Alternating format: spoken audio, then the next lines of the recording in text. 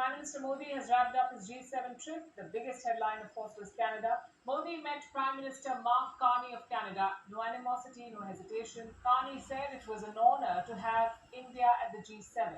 Two big decisions were taken by both leaders. First, to appoint new high commissioners. Secondly, they revived trade talks. Neither leader spoke about Hardeep Singh Nijjar. And that is why it's important to have pragmatic adults in the room, not clueless Nepo babies. After meeting Carney, Prime Minister Modi had a bilateral with the German Chancellor, Friedrich Merz. The rest of the meetings were informal. Some of those meetings are going viral. Nowadays, you are active on Twitter. Then came the meeting with Italy's Premier, Giorgia Meloni.